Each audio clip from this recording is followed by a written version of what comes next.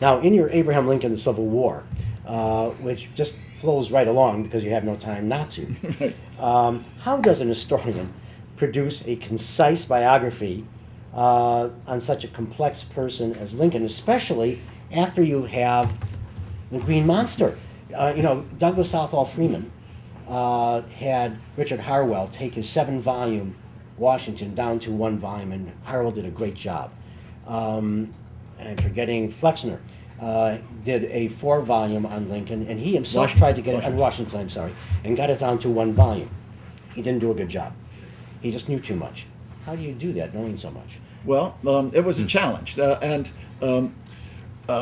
this series, as you were pointing out, Dan, is called the Concise Lincoln Library, and so each book has to be the same length, 150 pages. Now, what this really represents is the Reader's Digest condensed version of Volume 2 of Abraham Lincoln: A Life.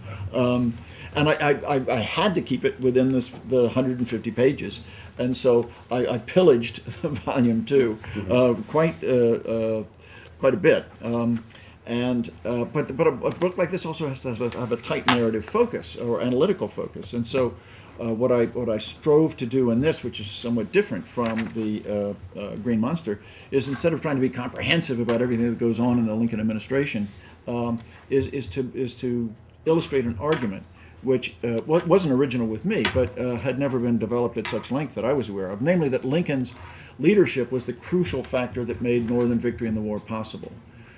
That a very distinguished scholar, David Potter, argued many years ago that if a man like Abraham Lincoln had been president of the South, and a man like Jefferson Davis had been president of the North, the South probably would have won the war.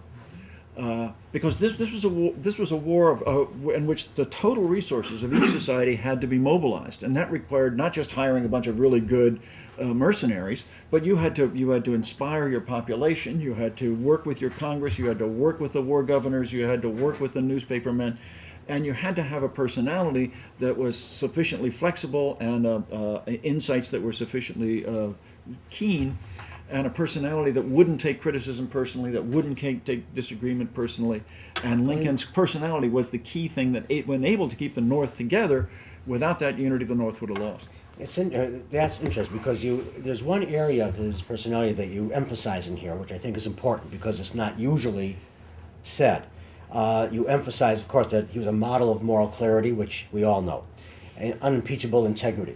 He was. But you mentioned something that other historians don't usually say, his psychological maturity. Right, and that's something that I emphasized heavily in my first book, The Inner World of Abraham Lincoln, and which I found personally one of the most inspirational features of Lincoln, that Lincoln speaks to us not just as a champion of democracy, a champion of black freedom, a champion of national unity, but to my way of thinking, his life story can be inspirational, because here's a guy who overcame an enormous number of very difficult hurdles. His mother dies when he's 9 years old. He has a very unsympathetic father. He loses his sweetheart, Anne Rutledge dies. His 2 siblings die, one in infancy and one delivering a child when Lincoln himself was in his teenagers. His surrogate grandparents die when at the same time his mother dies. So all these deaths early in his life. Then he was raised in abject poverty. The poverty of Lincoln was intense, and it wasn't just economic poverty, it was also psychological poverty because of the death of his mother, the unsympathetic father, and yet he overcame all that. He overcame a very tough midlife crisis in his early 40s. He really had a tough time dealing with the challenges of midlife. He had a very difficult marriage, an unusually difficult marriage.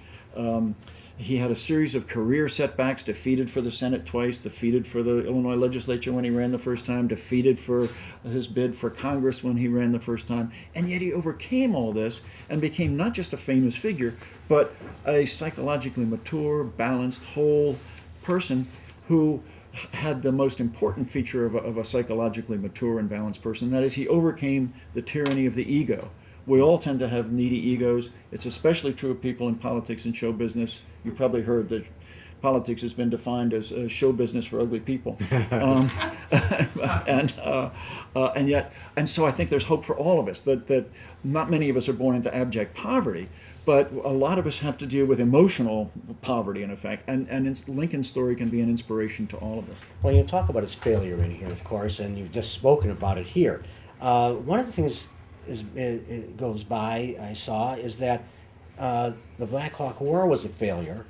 He went in as a captain and went out as a private. Of course, Right. that's because 30 days went and the men went away. It wasn't Right. his fault, and I don't believe that he felt that was a failure, especially when he thinks about that first time when he signed himself a Lincoln captain. Of all the successes I've had, that's the one that's given me the most pleasure. That's true. That's So, true. to me, that propelled him. Right, right. And Lincoln says, and I think one might argue that Lincoln's taste and ambition for political preferment really started in the Black Hawk War when he was chosen a captain by his fellow soldiers or militiamen. And he knew there was something in him. Right. He felt Right. there was more than Right. just poverty and Right, all. right, and he also recognized that and this is something that I think is underestimated about Lincoln. Lincoln was very smart. I mean, we tend to emphasize his magnanimity, his humor, his character in general, but he also had a high IQ, a very powerful, logical mind. And growing up as he did, he was clearly the smartest kid around, and so he had a sense that there was something special When about do you him. think the presidency first entered his mind?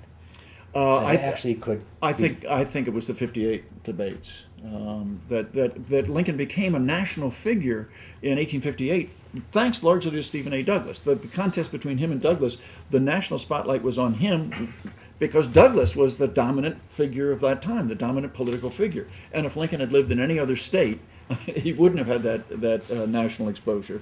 But he did so well against Douglas, and people kept writing to him saying, well, you're really presidential material. And I think at that point he realized that he did have a shot at the presidency and started to behave accordingly. Very briefly, because you mentioned the 13th Amendment. There was a try to 13th Amendment back in 1861. Right. Years Right. before. Right. And that was a totally different sort of Right. amendment. Right. And Lincoln was ready to give away slavery to the South. Right. Right. And I'm sure anti-Lincoln people today, we know sure. who some of them are could glom on that and say, Yeah. no, he never cared about the slaves. Right. Well, Lincoln hated and loathed and you despised talk about it. slavery from the time he was little. I mean, the evidence for that is overwhelming. And I argue it's because his father treated him like a slave, and he could identify with the slaves. His father used to rent him out to neighbors, and then all the money that Lincoln made would be turned over to his father, and that was the law of the land at the time. You were the property of your father till you were 21. Any money you made belonged to your father, and Lincoln's father was very insistent upon that law being obeyed. It may seem a little quaint for us in the 21st century to regard children as an economic asset, but let me repeat that. It may seem quaint to us in the 21st century to think of children as an economic asset, but anyway. And anyway, so Lincoln hated and loathed. And the reason he was willing during the secession crisis to go along with the 13th Amendment that would guarantee slavery forever is he knew it would never pass. But it made him seem as though he was conciliatory, willing to meet the South halfway, but he never had to worry that it would really be passed. Yeah, so he felt it wouldn't. So Right, and he thought it was already implicit in the Constitution anyway. Yeah. You can answer this in one question, one word if you want. I will. Someone asked, then please put your names and maybe where you're from. Just first names are okay. We like to shout out your name and say hello and thank you. Thanks for asking the upcoming December movie. Have you seen The Conspirator, and how accurate is that? My take on The Conspirator is that it is something of a whitewash of Mary Surratt. She certainly had guilty knowledge. Whether she should have been executed is another question. I think a good argument could be made that she didn't deserve to be executed, but could have been sent to jail for a fairly long time. We had a lot of people ask for your books, and if you'll just sign a few here so I can say hello to some of them and thank them. Just a few, just to say hello. Bob in Chicago, it could have been in here. Dick in Corona del Mar, California. Frank in Turner, Oregon. The usuals, the Smith family, we appreciate it. Dan in Beaver Dam. Alan in Palestine, Illinois. Susan in Raleigh, North Carolina. Michael in Bloomington, Indiana. Teresa in Galloway, Ohio. Harry in Montreal, Quebec, Canada. Paul in Arlington Heights, Illinois. Dan in Joplin, Missouri. Tom in Parma, Ohio. Grant in Reston, Virginia. Rick in Excelsior, Minnesota, Harold in Pottsville, Pennsylvania, Bob in, I'm not going to try where you are, in Conomowoc. Okay, it came around. And Jim in Brown Deer, I know, that's pretty good, huh?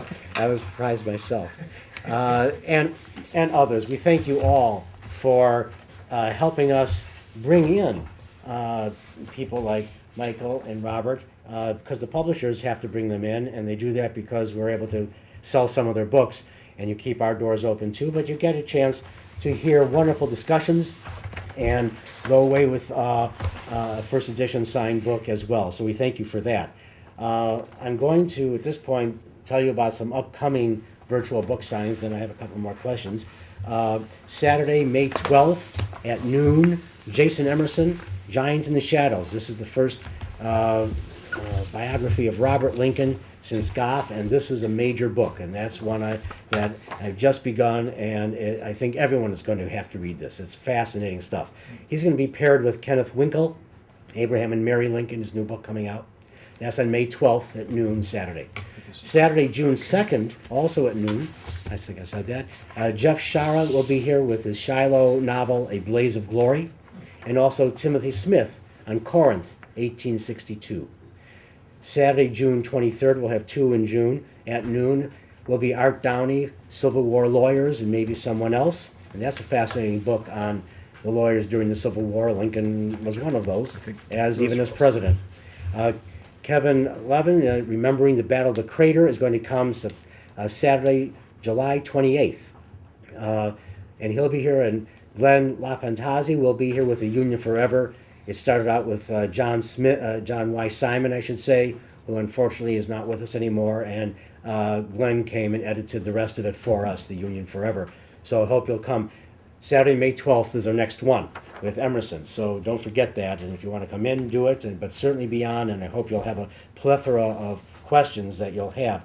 I want to ask you about Chattanooga, because it shows off this letter that we happen to have, and on Lincoln, on Executive Mansion stationery. It's not written by him.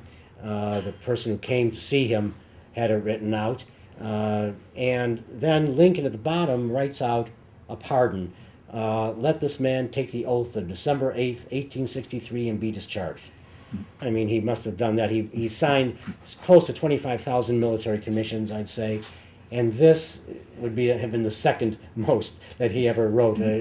Dozens and dozens and dozens of let this man take the oath. That was the pardon that was promulgated. And on November 21st, he declared the next few weeks the most momentous in the rebellion. You speak about that in your concise book. And after the victory of Chattanooga, he promulgated this pardon, December 8th. Yeah. And did many thousands, I think. What was the political effect of the victory at Chattanooga? Well, I think what Lincoln was realizing is after the victory at Chattanooga in November 63, on top of the victories in July 63 at Vicksburg and Gettysburg and Port Hudson, that no reasonable Southerner could believe that the Confederacy was going to win the war on the battlefield. So how can you shorten the war? You offer them a generous set of peace terms. If you will just take an oath of future allegiance to the Union, you can be politically rehabilitated, and you can be readmitted to the Union. So he puts forward his famous 10% plan, Reconstruction, which is a little complicated to go into here. But basically, he says this is the time now to move forward on a peace proposal. The victory of Chattanooga really clinches, on top of Port Hudson and Vicksburg and Gettysburg, the doom of the Confederacy on the battlefield. And so that's why in December he then puts forward this proposal to allow the South to be politically rehabilitated based on their willingness to say, we will take an oath of future allegiance to the Union. Yeah, and that was used, and it was positively a political act. Absolutely. Yeah. He was a shrewd politician. What do you think his most shrewd moment was as president? Most shrewd moment? This has to be quick. Okay. The way in which he handled the Fort Sumter crisis. All right. And that came right there on his table the moment he got in there. Right. Then Dan from Beaver Dam, Wisconsin. Oh, Dan Pearson. Okay. Oh, Now we hi, all Dan. know. Hi, Dan. And he asked a question for both guests and myself as well. Of all the Lincoln sites that you've visited during your years of research, is there any one in particular that is haunting or significant for evolving Lincoln's memory? You boy. have one that really stands That's out when you were tough. there, that when you were taking that photo, it was memorable. Well, they're all wonderful. I mean, that's such a hard question, but you know, I've always was drawn to New Salem. You know, he spent 6 years there, and he really grew and developed there as a young man, and you know the friendships and the stories and that's where he first got into politics. I mean, it's just I don't know. And I always had this intrigue with the pioneer life, and that's really obviously where he climbed out of that pioneer life and headed to Springfield. But I think the most moving experience I've had visiting a site that Lincoln visited is the Confederate White House. When Richmond fell, Lincoln goes 2 days later to visit Richmond. And if there's just one day I could be back in history and observe Lincoln, it would be that day. Just what it must have been like to be in Richmond, to have all the black people coming around and praising him, and then going and sitting in Jefferson Davis's chair, not in any sense of triumph or the like, but now this thing is finally over. Asking for a glass of water. So being in that room where Lincoln sat down in Jefferson Davis's chair, I found terribly moving. Well, if I was with Lincoln for any particular moment, I'd like to be with him when he tells a scatological joke. Amen. Well, I can Just to tell love to see that face. But in a place, I find Beardstown for me, because I once had his first elective signature, A. Lincoln Captain, and when he went into the Black Hawk War. And so when I went to Beardstown, I thought of Lincoln getting that success in his life for the first time from neighbors, and that moved me greatly. Well, I hope this was enjoyable for all of you. It's the end of our virtual book signing this time. I hope you'll come back again and say hello. Thank you so much, both of you, for being in here. We appreciate your time, and all Thank of you, you Dan. Thanks, for our pleasure. And the staff at Abraham Lincoln Bookshop, thank them. We couldn't do this without them. And you sitting here today. We didn't get to you and ask you for any questions, but we can come up for a few moments afterward and do that. So again, thank you for joining us. We'll see you next time.